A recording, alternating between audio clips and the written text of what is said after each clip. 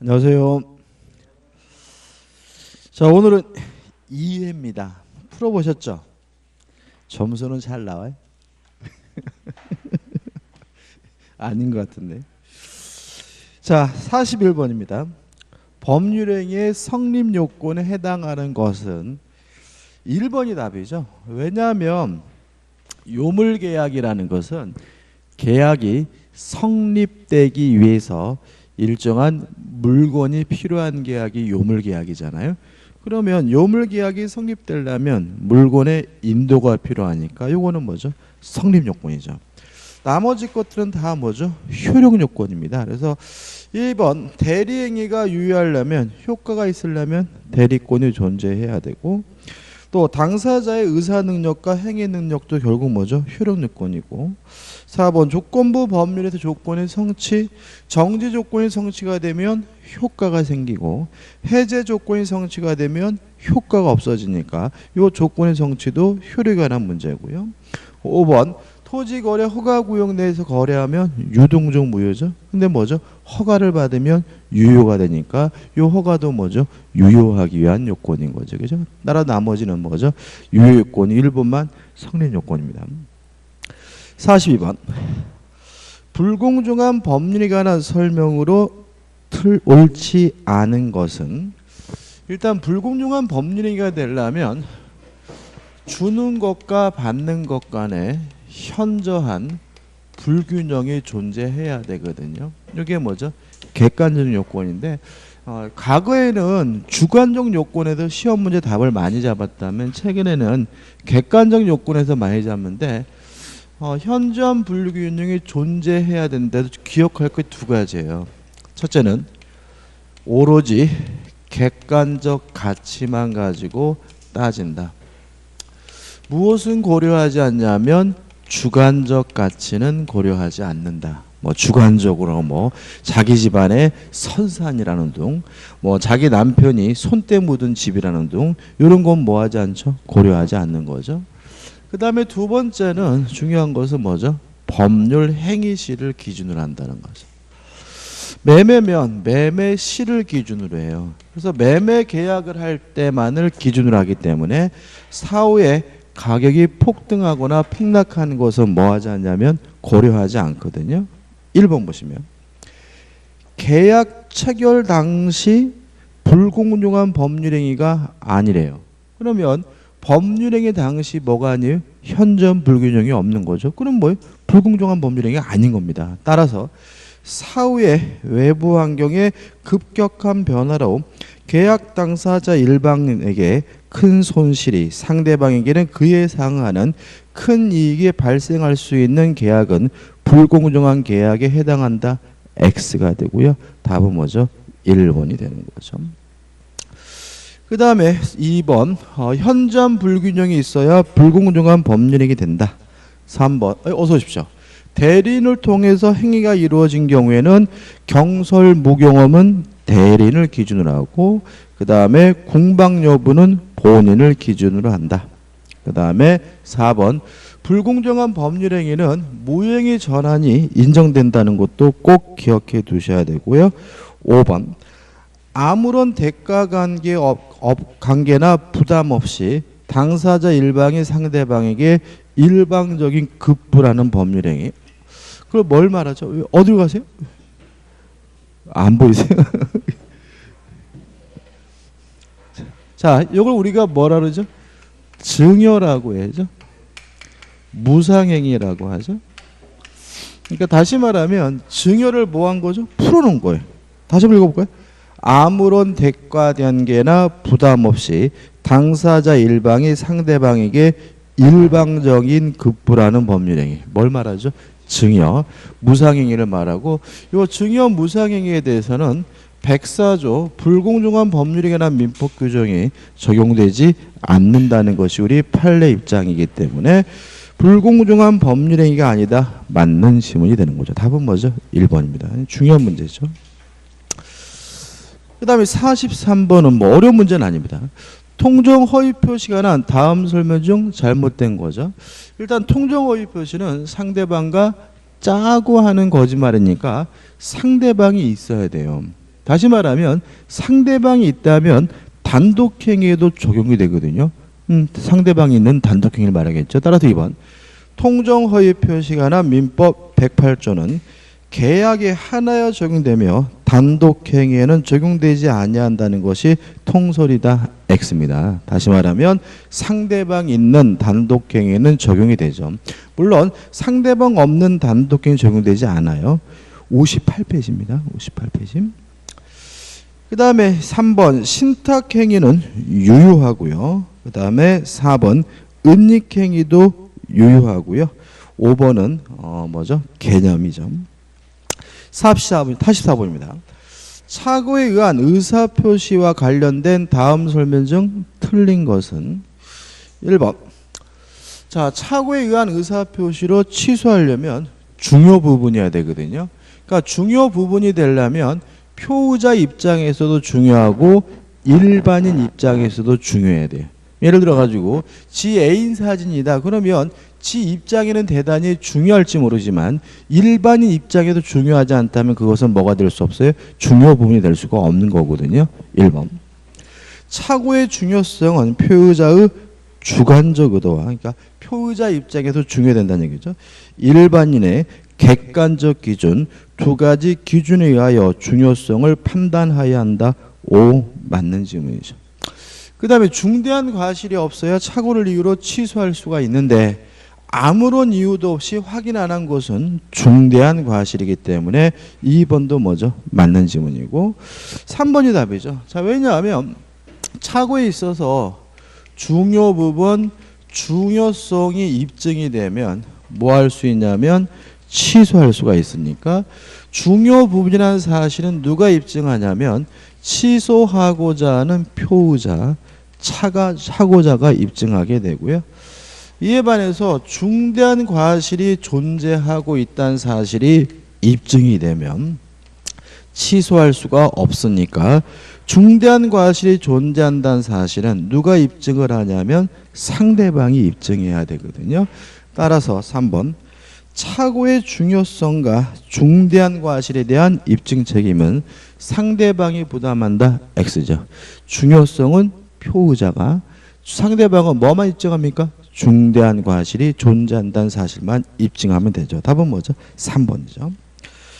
그 다음 이제 4번인데 화해계약에 대해서는 시험 문제가 잘 나오는 편은 아니에요. 그래도 요 4번처럼 지문으로 출제가 될 수 있는데 일단 화해계약은 원칙적으로 착오를 이유로 취소할 수 없습니다.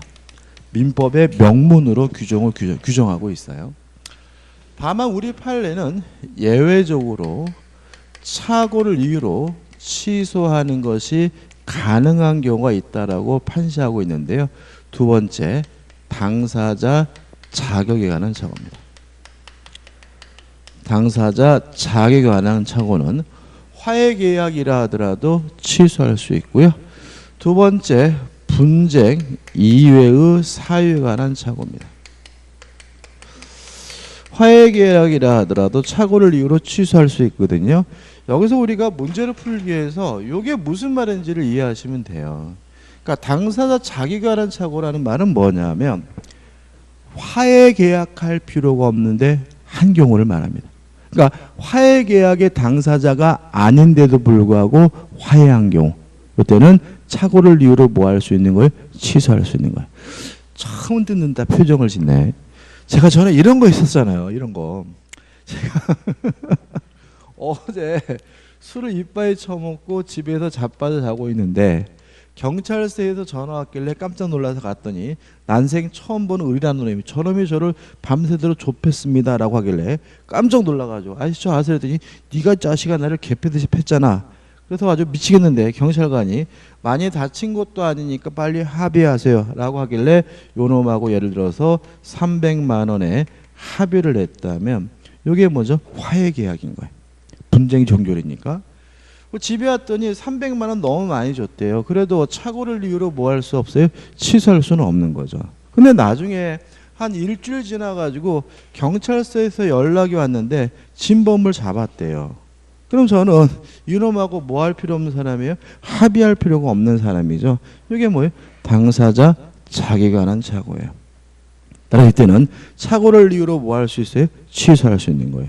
그럼 지문 보시면 4번 채권에 관한 분쟁을 종결시키기 위해 화해한 경우에 그 채권이 이미 소멸하고 있는 경우. 무슨 뜻인지 알겠어요? 채권이 없대요. 그러면 합의할 필요가 없었던 거죠. 합의할 필요가 없었던 건데 합의한 것은 당사자 자기가 하는 착오고 착오를 이유로 뭐 할 수 있어요? 취소할 수 있으니까 착오를 이유로 취소할 수 있다. 맞는 지문이 되고요. 이 정도는 좀 기억해 두시면 좋겠고. 그 다음에 5번 중대한 과실이 존재하면 원칙적으로 착오를 이유로 취소할 수 없습니다. 다만 상대방이 이용해 처먹었으면 취소하는 것이 가능하다는 것이 판례고요. 작년에도 지문이 나왔으니까 꼭 기억해 두셔야 되겠죠. 답은 3번입니다. 자, 45번입니다. 갑은 을에게 의사표시를 발신한 후 법원에서 성년 후견 개시 선고를 받았어요. 자, 여기까지 생각해 보면은 이거는 고려의 대상이 아닙니다. 왜냐하면 의사표시를 발신 후 도달하기 전에 표의자가 사망하거나 제한 능력자가 되더라도 아무런 영향을 미치지 않죠. 이거는 아무 의미 없는 거죠. 그 다음에 이러한 사정을 알지 못하고 그 의사표시를 수령한 을이 수령 당시 미성년자였어요. 이건 문제가 있죠. 지금 상대방이 미성년자라면 수령 무능력자죠. 따라서 을이 받더라도 원칙적으로 뭐 되지 않습니까? 도달되지는 않습니다. 다만 제한 능력자 측에서 도달을 주장하는 것은 가능하고요. 또 제한 능력자의 법정 대리인이 안 때는 뭐가 되죠? 도달이 되는 거죠. 두 가지인 거죠. 자, 표의자가 사망하거나 제한 능력자가 되더라도 아무런 영향을 미치지 않으므로 전반부 갑의 성년 후견 개시는 아무런 영향을 미치지 않는 거고요. 다만 상대방 받는 사람이 수령 무능력자라면 도달되지 않지만 제한 능력자 측에서 도달을 주장하는 것은 가능하고 법정 대리인이 안 때는 뭐가 되죠? 도달이 되니까 맞는 것은 3번이죠. 갑의 의사표시는 을의 법정 대리인 병이 도달을 안 때부터 효력을 발생한다. 이게 맞는 지문이고 이게 뭐죠? 답이 되는 거죠. 그 다음에 46번입니다. 이건 기출문제입니다. 자, 한번 정리해 볼까요? 일단 자기계약 쌍방대리는 원칙적으로 금지가 됩니다. 따라서 하면 뭐가 되냐면 무권대리가 되는 거죠.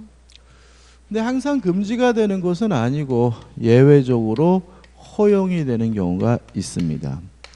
첫째, 본인의 승낙이 있다면, 허락이 있다면 자기계약 쌍방대리하는 것이 가능하고요. 그 다음 두 번째, 단순한 채무이행도 자기계약 쌍방대리가 가능하고요. 세 번째, 등기 신청도 쌍방대리 자기계약이 뭐죠? 가능하고, 또 친권자 아버지가 아들에게 용돈을 주는 것처럼 본인에게 이익만을 주는 행위도 자기계약이 가능하다는 것이 우리 판례 입장인 거죠. 자, 요 문제는 결국 뭐냐면 요겁니다.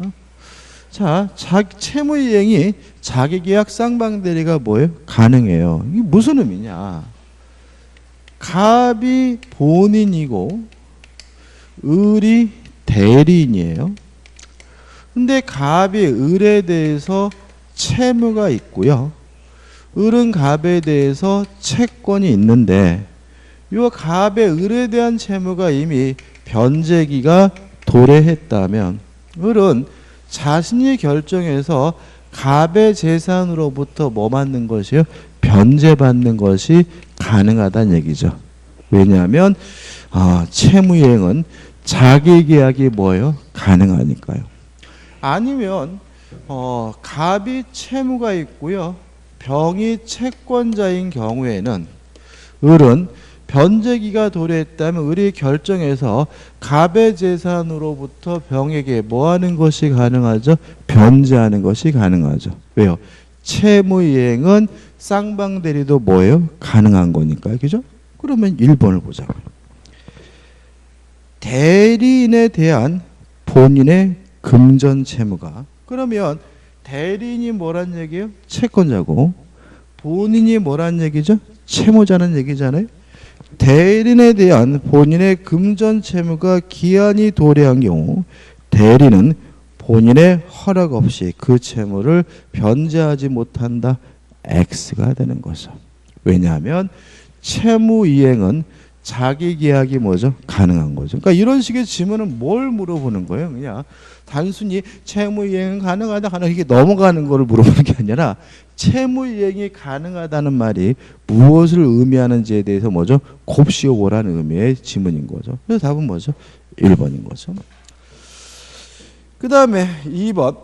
임의 대리는 별도의 수권이 없는 한 취소할 수도 없고 해제할 수도 없고요.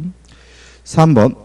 매도에 관한 수권이 있다면 매매대금을 수령할 수 있는 권한은 인정이 되고요. 4번. 대리인이 여러 명이면 뭐가 원칙이죠? 각자 대리가 원칙이고요. 5번.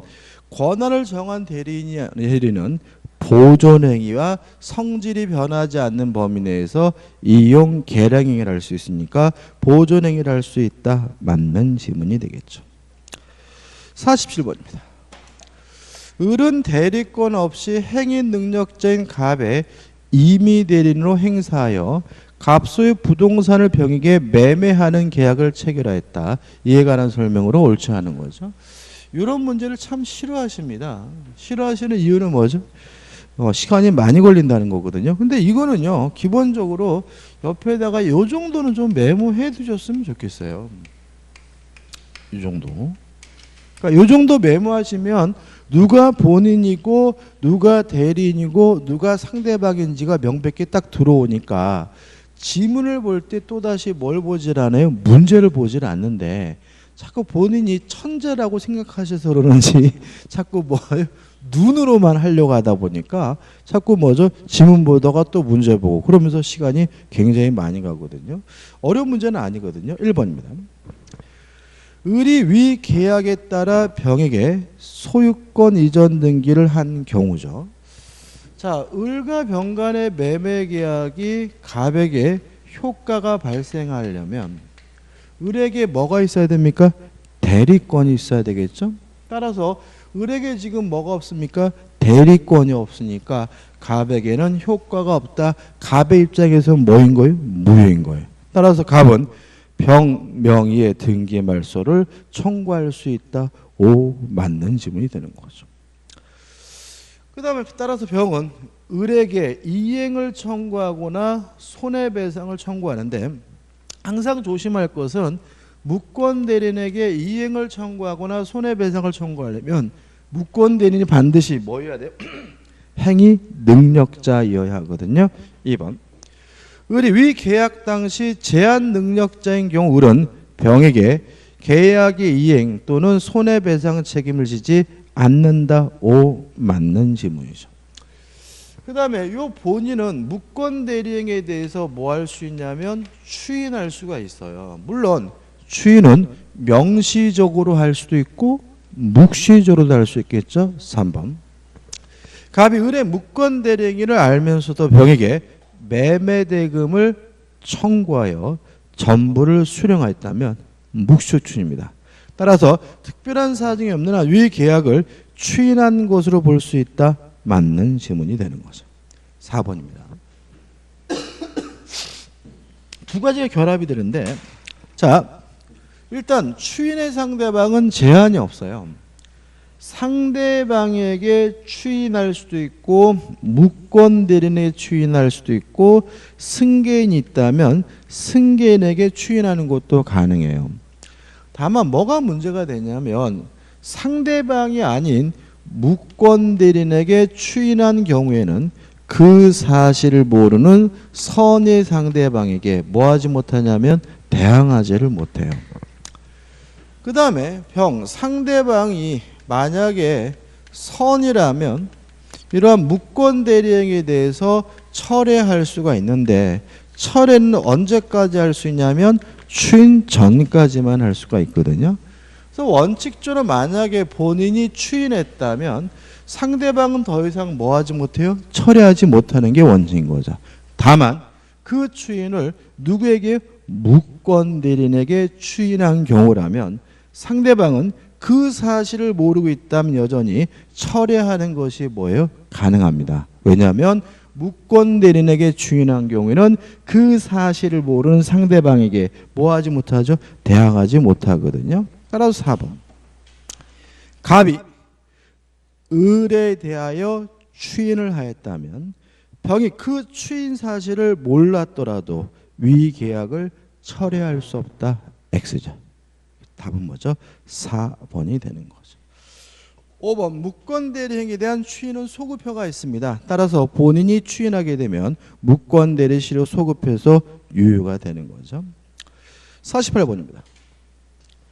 토지거래 허가 지역 내의 토지와 그 지상 건물을 일괄하여 매매하고 계약금의 수수된 경우에 관한 다음 설명 중 판례 입장과 다른 것은 일단 허가 받기 전에는 무효고 허가를 받으면 뭐가 되죠? 유효가 되니까 대표적인 뭐죠? 유동종 무효죠. 1번. 허가를 받을 것을 전제로 매매한 경우 허가를 받기 전에는 매매 계약의 유동종 무효 상태이다. 맞는 지문이죠. 3번. 따라서 유동종 무효도 무효니까 뭐 할 필요 없습니까? 이행할 필요가 없는 거죠. 이행하지 않아도 채무불이행이 아니므로 이행하지 않는다는 이유로 채무불이행을 이유로 계약을 해지할 수는 없는데 다만 토지, 거래, 허가 절차에 대한 협력 의무는 존재한다는 것이 우리 판례 입장이죠. 따라서 토지 거래 허가 받으러 가자라고 했더니 일방 당사자가 싫다고 거부를 하면 그것을 강제할 수도 있고 또 일방이 거부했다는 이유로 손해가 발생했다면 손해배상을 청구하는 것도 가능해요. 근데 문제는 우리 판례가 이 협력 의무를 주된 채무가 아닌 부수적 채무로 이해하기 때문에 협력 의무를 거부했다는 이유만으로는 계약 자체를 뭐 할 수는 없어요? 해제할 수는 없다는 게 우리 판례 입장이거든요. 따라서 2번. 유동종 무효 상태에 있는 거래계약의 당사자는 상대방이 그 거래계약의 효력이 완성되도록 협력할 의무를 이행하지 아니한 경우 거래계약을 해제할 수 있다는 지문은 X죠. 협력 의무는 주된 채무가 아니라 부수적 채무이므로 강제할 수도 있고 손해배상도 청구할 수 있지만 계약 자체를 뭐 할 수는 없어요? 해제할 수는 없습니다. 답은 2번이죠.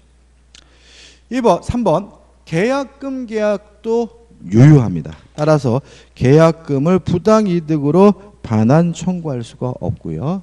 4번 더 이상 토지거래 허가구역이 아닙니다. 허가구역 지정이 해제가 되면 더 이상 허가받을 필요가 없다. 확정적으로 유효가 되고요. 그 다음에 5번 유동종 무효도 무효이므로 이행할 필요가 없다. 이전 등기를 해달라고 뭐 하지 못합니까? 청구하지 못하죠. 49번입니다.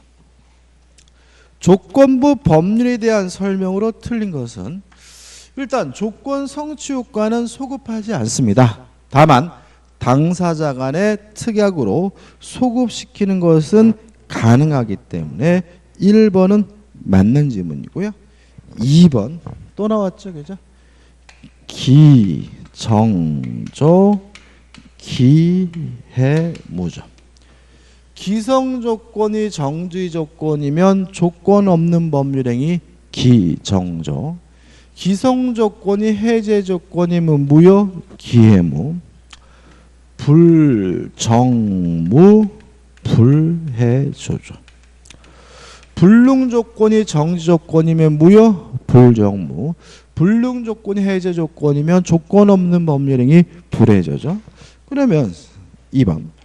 조건이 법률의 당시임이 성취한 것인 경우. 그럼 뭐죠? 옆에다가 기 이렇게 메모하면 되겠죠. 기성 조건이니까. 기. 그 조건이 해제 조건이면 기, 해, 무효여야 하는데 조건 없는 법률행위로 하고 X죠. 정지 조건이면 기, 정, 조, 조건 없는 법률행위에 하므로 그 법률은 무효로 한다. X죠. 답은 뭐죠? 2번이 되는 거죠. 3번. 조건부 권리도 자유롭게 처분할 수 있고요. 상속도 되고 보존도 할 수 있고 담보로 제공할 수가 있고요.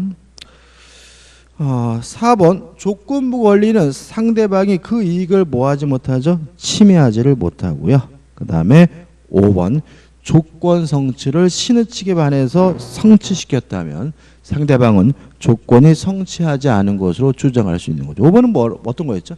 합격하면 1억 주겠다라고 약속했더니 컨닝을 해서 합격을 하면 상대방은 컨닝했다는 사실을 입증함으로써 합격이 안 됐음을 뭐 할 수 있죠? 주장할 수가 있다. 이렇게 되는 거죠. 50번입니다.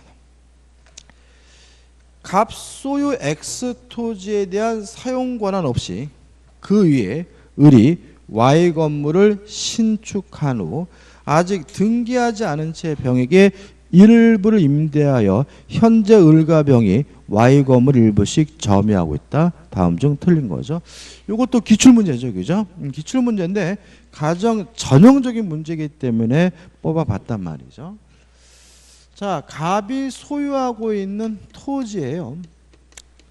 을이 불법으로 허락도 없이 건물을 신축을 했고요. 이 건물의 일부에 대해서 병에게 임대를 해서 병 임차인이 살고 있단 말이죠. 이때 갑은 을에게 건물을 철거해 달라고 뭐 할 수 있습니까? 청구할 수가 있습니다. 왜냐하면 을이 갑의 토지를 뭐 하고 있는 거죠? 점유하고 있는 거니까요. 다만 건물에서 퇴거해 달라고 뭐 할 수는 없어요? 청구할 수는 없습니다. 왜냐하면 건물은 갑의 건물이 아니라 누구 건물이죠? 을의 건물이니까요. 그 다음에 임차인에게는 첫째, 임차인에게는 철거해 달라고 뭐 할 수는 없어요? 청구할 수는 없다.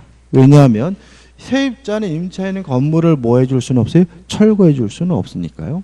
근데 여기서 이제 딜레마가 생기는데 어떤 딜레마냐면 지금 을에게 철거해 달라고 청구할 수 있고 을이 철거하려면 병을 뭐 해야 돼요? 내보내야 되거든요. 근데 을은 병을 내보낼 수가 없습니다. 그래서 우리 판례는 토지 소유자인 갑이 병에게 건물에서 퇴거해 달라고 청구하는 것이 가능하다는 게 우리 판례 입장이고요. 뭐 이게 뭐 어떻게 보면 물권 청구권의 전부기 때문에 정확하게 내 것으로 만들면 되고요. 답은 뭐죠? 3번이죠. 갑은 을을 상대로 Y 건물의 대거를 구할 수 있다. X가 되고 답은 뭐죠? 3번이 됩니다. 51번입니다. 다음 중 법률의 규정에 의한 물권 변동으로 등기를 요하지 않는 거죠. 자, 이런 것도 저는 좀 마음에 안 드는데 또 기억 보시면 전세권 설정이죠. 뒤에 뭐가 생략되어 있는 거예요? 계약이 생략되어 있는 거죠. 설정 계약. 그죠? 설정 계약. 법률행위입니다. 따라서 뭘 해야 돼요? 등기를 해야죠. 니은번도 저당권 설정 계약이겠죠? 따라서 뭐죠? 법률행위니까 뭘 해야 돼요? 등기를 해야죠. 디귿번 경매는 뭐 할 필요 없죠? 등기할 필요 없고, 리을번 상속도 등기할 필요가 없고, 미음번 건물의 신축이요. 이것도 법률행위 아니죠? 사실행위죠. 따라서 등기할 필요가 없습니다. 답은 뭐죠? 4번이고, 비읍번은 매매죠. 계약이죠. 법률행위죠. 따라서 뭘 해야 돼요? 등기를 해야 되죠. 그래서 실제로 이런 문제가 참 잘 나오는데 법률행위에 의한 물권 변동은 등기를 해야 된다. 그 말은 계약으로 물권이 변동될 때는 뭘 해야 돼요?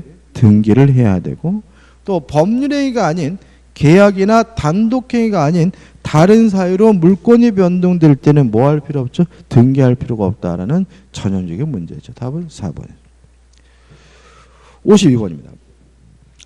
등기 청구권의 법적 성질이 물권적 청구권인 것은, 자, 우리가 물권 청구권이 뭐죠? 물권으로부터 발생하는 청구권. 채권 청구권이 뭐죠? 채권으로부터 발생하는 청구권이죠. 그래서 만약에 문제가 채권적 청구권인 것을 물어보면 물권이 없는 사람을 찾으면 되는 거고, 물권적 청구권인 것을 물어보면 물권이 있는 사람을 찾으면 되거든요. 그래서 결국은 물권적 청구권인 경우는 이렇게 물어보면 5개 지문 중에서 뭐가 있는 사람을 물어보는 거예요? 물권이 있는 사람을 찾으라는 얘기인 거죠. 1번 볼까요? 갑이 을 명의로 근저당권을 설정한 자기 소유 부동산을 병에게 매도하고 소유권 이전 등기를 했어요. 그러면 갑은 더 이상 소유자가 아닙니다. 더 이상 물권자가 아닙니다. 따라서 갑이 피담보 채권의 소멸을 이유로 을에게 근저당권 설정 등기의 말소를 청구하는 것은 물권적 청구권이 아니라 뭐죠? 채권적 청구권이죠. 2번, 부동산을 매수하고 인도받았어요. 아직 등기 안 했네요. 이 사람이 아직 뭐가 없어요? 소유권이 없죠. 물권이 없죠. 따라서 이 사람이 등기 청구로 뭐가 되겠어요? 채권적 청구권이겠죠. 3번, 부동산 점유 취득시효가 완성됐어요. 자, 취득시효가 완성됐다는 이유로 소유권을 취득하려면 뭘 해야 돼요? 등기해야죠. 등기 안 했다면 이 사람에게 뭐가 없어요? 소유권이 없죠. 따라서 이 사람의 등기 청구권도 뭐가 되는 거죠? 채권은 청구권이 되는 거죠. 4번입니다. 갑이 을에게 부동산을 매도하고 소유권 이전 등기를 하였다가 매매 계약이 합의 해제됐어요. 자, 이것도 우리가 수없이 많이 했죠. 갑이 을과 만나서 매매 계약을 하고 등기를 해줬고요. 매매가 무효면 무엇도 무효입니까? 등기도 무효다. 따라서 갑은 을에게 뭘 청구합니까? 말소 등기를 청구하게 되는데, 이 말소 등기 청구권은 물권이 있는 사람이 청구하는 거니까 뭐죠? 물권 청구권이죠. 그죠? 매매가 취소가 됐어요. 그럼 무엇도 무효가 돼요? 등기도 무효가 되니까 갑의 등기 청구권은 뭐죠? 물권의 청구권. 매매가 해제가 됐어요. 그럼 무엇도 무효가 돼요? 등기도 무효가 되니까 갑의 등기 청구권은 뭐죠? 물권적 청구권이겠죠. 따라서 4번, 갑이 을에게 부동산을 매도하고 소유권 이전 등기를 하였다가 매매 계약이 합의 해제된 후 갑이 을에게 소유권 이전 등기의 말소를 청구하는 것은 이 사람의 등기 청구권은 뭐죠? 물권적 청구권이기 때문에 답은 뭐죠? 4번인 거예요. 자, 5번은 조금 지엽적인데 기억나시나요? 자, 우리는 물권 변동에 있어서 형식주의를 취하고 있잖아요. 등기를 해야 소유권을 갖잖아요. 근데 우리 민법은 언제부터 시작됐다고요? 60년 1월 1일. 그래서 60년 1월 1일부터 우리나라는 뭐죠? 형식주의예요. 그 다음에 59년 12월 31일까지는 어느 나라 민법을 쓰고 있었습니까? 일본 민법을 쓰고 있어 그랬죠. 그죠? 요새처럼 일본이 싫은 데가 없죠. 따라서 이때는 뭐죠? 의사주의. 그래서 뭐가 문제가 있냐면은 우리가 연도는 기억하지 않으시되 숫자 가지고 장난치지는 않아요. 과거 우리나라가 뭐였다는 거예요? 의사주의였다는 거 좀 기억하죠. 제가 전에 말씀드렸던 기억이 나요. 자, 의사주의 법자에서는 등기란에도 뭐가 있습니까? 소유권이 있죠. 동의하시죠? 그죠?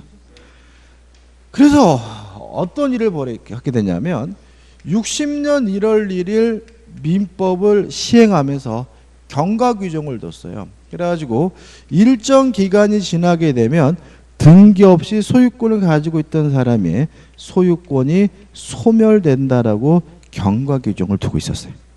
무슨 말씀이죠? 자, 지금 우리나라 지금 뭐 예를 들어서 뭐라고요? 의사주의. 태반이 자기 앞으로 뭘 안 하고 있어요? 등기를. 등기를 안 하고 있으니까 등기하는 것을 유도하기 위해서 일정 기간 동안 등기해라 만약에 일정 기간 동안 등기하지 않으면 당신의 소유권은 소멸한다라고 부칙의 경과 규정을 두고 있었거든요. 그러면 요 기간이 지나게 되면 가지고 있던 소유권이 뭐 하게 돼요? 소멸이 되니까 요 기간이 지난 후에 이루어진 등기 청구권은 물권적 청구권이 아니라 채권 청구권이죠. 그죠? 소멸되기 전에는 이 사람들에게 뭐가 있어요? 소유권, 물권이 있으니까 이 사람의 등기 청구권은 뭐겠어요? 물권적 청구권인데 경과 기간이 지나가지고 소멸이 되면 더 이상 이 사람에게 물권이 없으니까 이 사람의 등기 청구권은 뭐가 되겠어요? 채권 청구권이 되겠죠. 5번. 민법 시행 전에 부동산을 매수한 자가 민법 시행 후 6년이 지나 매도인에게 소유권 이전 등기를 청구했다면 이 사람이 이미 뭐가 상실된 상태예요? 소유권이 상실된 상태이기 때문에 이 사람의 등기 청구권은 채권적 청구권이 됩니다. 53번입니다. 갑은 그의 X 건물을 을에게 매도하여 점유를 이전하였고 그런 X 건물을 사용 수익하면서 X 건물의 보존, 개량을 위하여 비용을 지출하였다. 갑과 을 사이의 계약이 무효예요. 그러면 이 사람은 매매를 원인으로 점유를 시작했는데 매매가 무효면 돌려줘야죠. 그럼 어떻게 해요? 점유자와 회복죄에 관한 민법 규정이 적용이 되겠죠. 그러면 자 옳은 걸 찾습니다. 1번 악의 점유자는 과실수취권이 없죠. 따라 1번은 뭐죠? X. 2번 선인 을은 갑에 대하여 통상의 필요비의 상한을 청구할 수 있다. X예요. 자 왜냐하면 문제에서 을은 X 건물을 사용 수익하면서란 말이 나오죠. 그죠? 목적 부동산을 뭐 했어요? 사용했다는 말은 과실을 수취한 것이니까 통상의 필요비를 뭐 하지 못해요? 청구하지 못하죠. 3번 가액의 증가가 현존한 경우에 을은 갑에 대하여 유익비 상한을 청구할 수 있다. 요거는 맞네. 답은 뭐죠? 3번이죠. 4번 선의 점유자는 과실수취권이 있으니까 선의 을은 갑에 대하여 점유 사용으로 인한 이익을 반환할 의무가 있다. X예요. 그죠? 근데 5번인데 이것도 좀 조심하셔야 돼요. 점유자는 필요비도 청구할 수 있고 유익비도 청구할 수 있는데 언제 청구하냐면요. 반환시 청구합니다. 임차인도 필요비를 청구할 수 있고 유익비를 청구할 수 있는데 임차인은 필요비를 언제 청구하냐면요. 지출한 때 청구하고요. 임차인은 유익비를 언제 청구하냐면 임대차 종료 시에 청구해요. 세 가지가 다르죠. 이것도 섞고 나면 굉장히 헷갈립니다. 그래서 점유자는 필요비 유익비를 반환할 때 청구하고요. 임차인은 필요비는 뭐죠? 지출한 때. 유익비는 임대차 뭐죠? 종료 시. 이것도 은근히 잘 내기 때문에 꼭 기억해 두시고요. 따라서 을의 비용 상한 청구권은 비용을 지출할 때 즉시 이행에 들어간다. X죠. 점유자는 지출한 때가 아니라 언제 비용을 청구합니까? 반환 시에 청구하기 때문에. 답은 뭐죠? 3번이 되는 거예요. 54번입니다. 갑과 을의 대지 및 주택은 이웃하고 있다. 상링 관계에 관한 설명 중 옳은 것은 1번 을 소유 주택의 일부는 갑 소유 대지와 을 소유 대지의 경계표인 담이 될 수 없다. X. 건물의 일부도 담이 될 수가 있죠.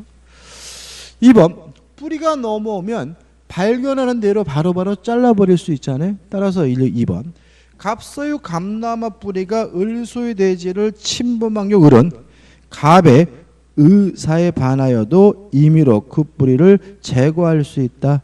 X가 되는 거죠. 5가 되는 거죠. 그죠? 답은 뭐죠? 2번입니다. 죄송합니다. 3번을 보고 있어가지고. 자, 우리가 수사기관이 국민의 주거, 주택에 들어가려고 해요. 뭘 발급받아야 되죠? 영장을 발급받아야죠. 일반인은요. 일반인은 개인 주거를 들어갈 방법이 있나요? 없습니다. 다시 말하면 일반인은 영장을 청구할 방법도 없는 거죠. 영장은 누구만 청구하는 거예요? 수사기관만. 그죠? 또 일반인은 법원에다가 나 그 집에 들어가도록 허락해달라고 뭘 청구할 이유도 없는 거죠. 따라서 2번을 보시면 3번 보시면 갑이 을소의 주택에 들어갈 필요가 있는 경우 왜 남의 집에 들어가는 거죠?